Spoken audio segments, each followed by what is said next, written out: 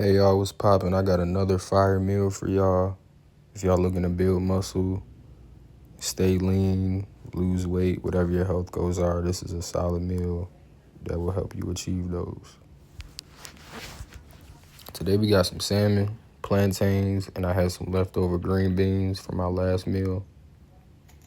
This salmon was marinated in a lemon herb marinade using fresh lemon juice, smoked paprika, salt, pepper, minced garlic, onion powder, and oregano. So right here, I'm just slicing up the salmon, making portions. I got a big slab, and to meal prep, I cut it up in smaller pieces so I can make individual plates instead of having a big piece of salmon, in the oven. You could throw the whole thing in there if you want to and cut it up at the end, but if you're marinating in a Ziploc bag, it's going to be hard. It's going to be difficult to fit that whole piece in there. So that's why I cut it up. I'm making sure I'm staying on top of my cleanliness. When you're dealing with raw foods, you definitely want to make sure you wash your hands, wiping down the counters after every section or every time you get finished handling the raw meat.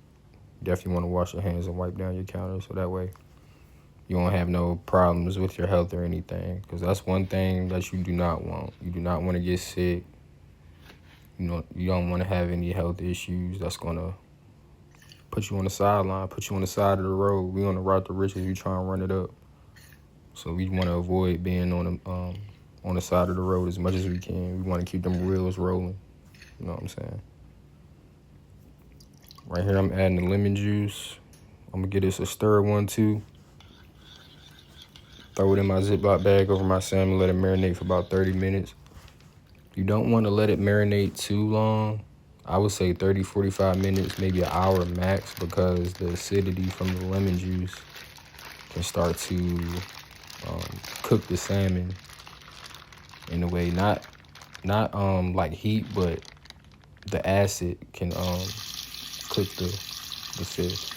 When you're working with like chicken and beef and stuff like that, turkey, you can marinate stuff for hours or for a day if you want to. But when you're working with fish, you should only marinate for about 30, 45 minutes, an hour max. Plantains are a staple in my diet. Probably because I have some Trinidadian ancestry. I have some Trinidadian DNA, Trinidadian genetics. So I'm probably a little biased, but also they're very high in potassium. If you grew up playing sports, you probably heard your coaches or your parents or your family members tell you, "Oh, you about to catch a cramp, eat a banana," or if you got a cramp, eat a banana. Bananas and plantains are in the same family. They both are very high in potassium, which is great for muscle function and preventing cramps. But plantains have more carbs than bananas. Bananas might have a little more sugar, but plantains are going to keep you full longer. And for those reasons, I like to keep it as a staple in my diet. I eat plantains at least once or twice every 2 weeks, maybe 3 times every 2 weeks. So I love plantains.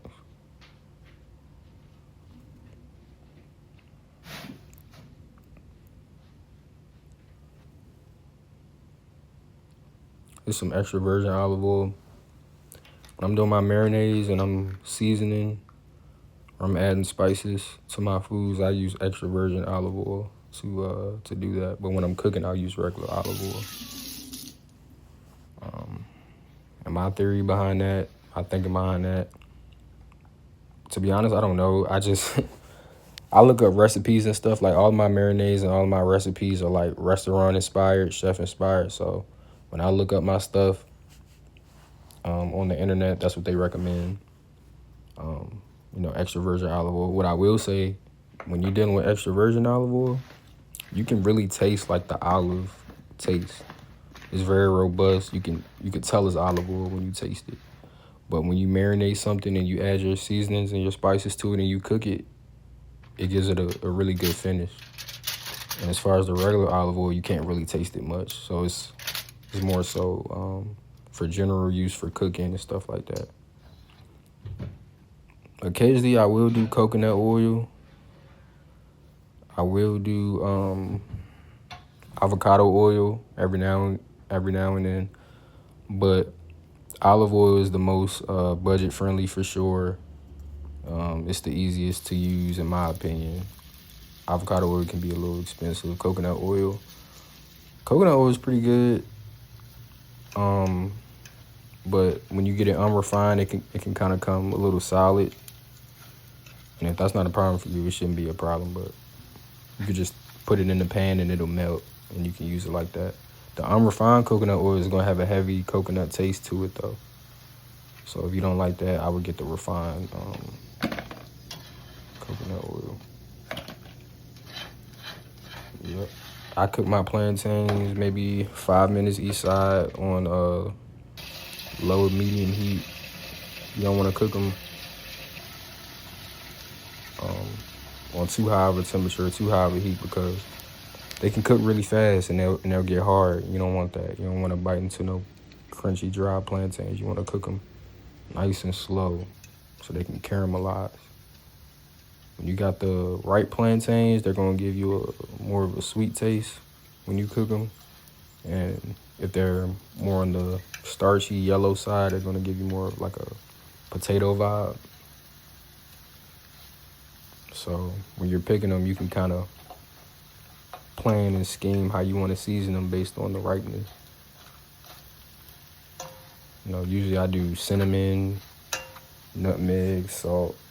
Sometimes I'll do paprika, but for the most part, I just stick to cinnamon, nutmeg, salt, extra virgin olive oil, keep it nice and simple.